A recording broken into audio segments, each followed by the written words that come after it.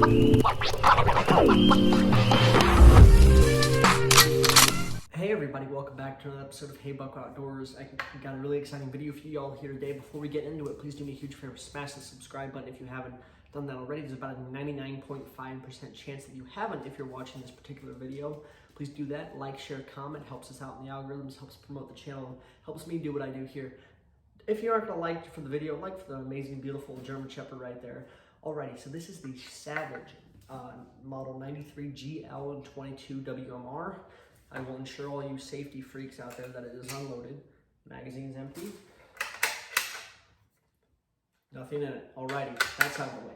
I'm gonna go over some basic specifications of the rifle itself and get into my honest thoughts and opinions and what I'm looking forward to using this rifle for, uses, and all that good stuff.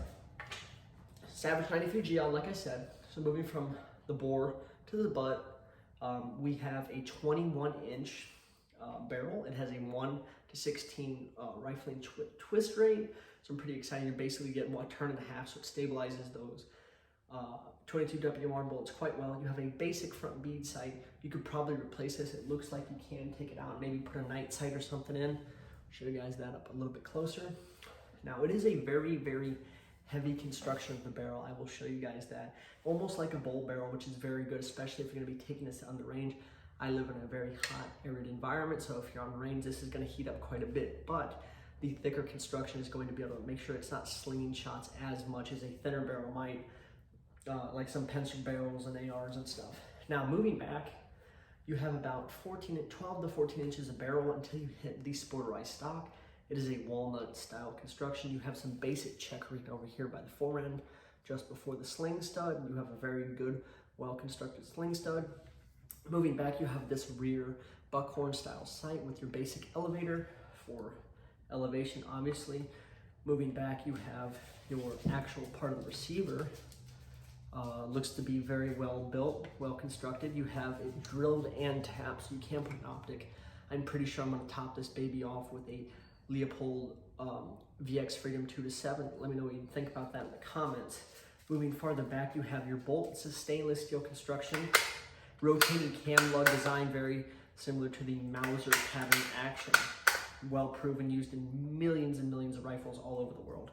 Coming back, you have a left-handed bolt. This is a left-handed orientation of a rifle. They do have right-handed ones. I'm just a lefty, and I found this at an extremely good deal at a local shop, so I decided to pick it up. Now, moving back, you have your safety. It's a little bit stiff. I'm sure you can probably work on that, obviously. And manual safety is good for those who want it. For me personally, the safety is what's between your ears, but for those who want a safety, this is a very, it takes a good bit of effort to knock this off of safety and get it into battery and ready to go. Now, moving down, your mag well, it is, the part around the magazine is an aluminum construction, it feels like, and it has your little, it's like a little lever right here that is your mag release, and it can't accept either the 5 or 10 round magazines. I do believe they have 15 rounders as well. I live in California, so that's not an option, but you do have stainless or the basic like anodized, parkerized finish. Put it in like so. You do have these lips, kind of similar to like a Thompson or an M1 carbine magazine for any of my surplus nerds out there like myself. Pop that in. It does not completely flush fit, but it's good enough. The good thing about this particular magazine, it is interchangeable with the 17 HMR round. So if you have one of these particular babies, 17 HMR, and you want to try 22 WMR, 22 Magnum, use the same magazine. There's no need to go out and buy a special one for that. It will not accept the 22 LR mags as far as I'm concerned.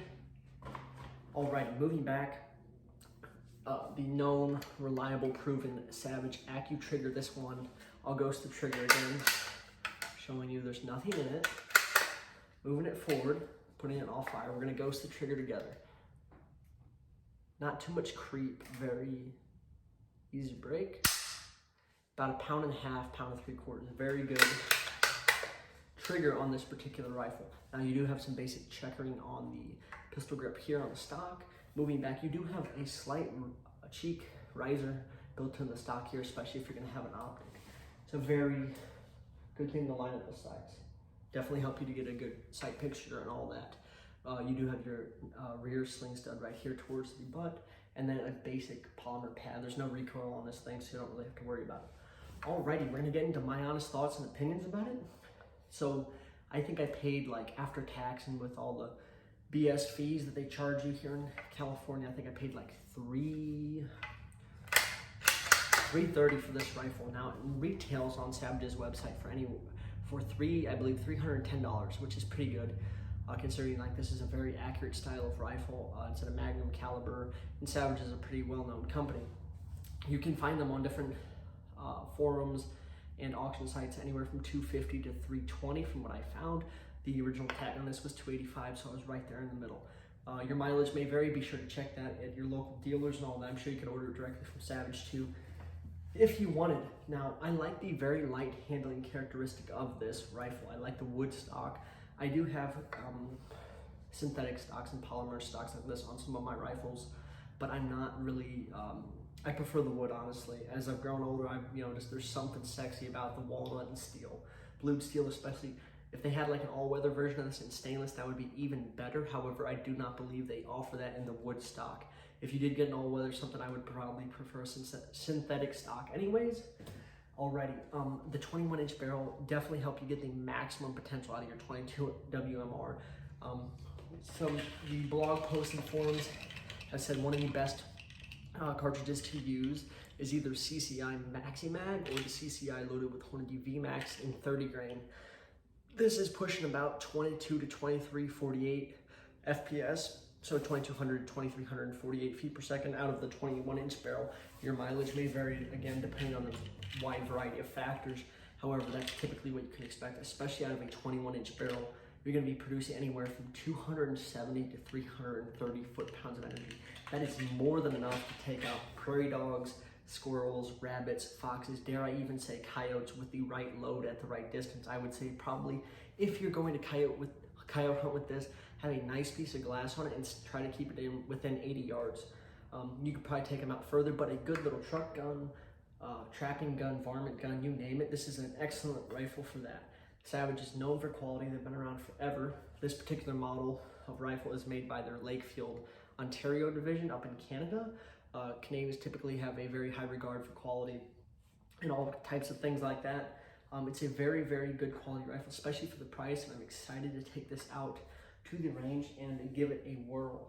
Now, I will say, just doing some basic research, the magazines, typically the 10 rounders, the 5 rounds not so much, but typically have a harder time feeding any like hollow point type ammunition or certain polymer tipped type ammunition. Just, I'm not gonna load into the rifle, but I'll just show you basically how you load this magazine. It's very simple. Take your round here, and it's very similar to like a pistol mag. You push down on the follower and push it back, and you just load 5 in. 5 plus 1, you could probably hold 6 in total. I don't know if it'll actually hold 5 plus 1, but it's worth a shot if you'd like to try it. The magazines are kind of pricey, I will say. These magazines go for like anywhere from 20 to 40 bucks. Check your local listings again. The 10 rounders, I'm not so sure, probably more expensive than that. I just checked on like Bass Pro, Midway USA, and a couple other sites. But yeah, overall, it's a very, very nice quality rifle. I own multiple Savages and some of their sister company guns like Stevens, and I've been very impressed with the quality. My first AR was a Savage. My first shotgun was a Savage. Actually a Stevens, but it's owned by Savage, same thing. But honestly, finding a left-handed bolt gun, especially in a kind of like niche caliber like 22 WMR, is perfect. This is exactly what I've been looking for. I've been wanting a 22 mag for a while, and to finally land one at such a good deal on a very high quality firearm, something that's got very good fit and finish, is very exciting. So stay tuned to see some range time and maybe even some hunting videos with this particular rifle as when we take it out this year and even into next year. So I'm very excited. Let me know what you guys think down in the comments. Do you like this rifle? Would you have chosen 17 at HMR? Have you had any problems with it? Magazine reliability, XYZ, etc. Thank you guys so much for watching. Please subscribe if you haven't. Again, please have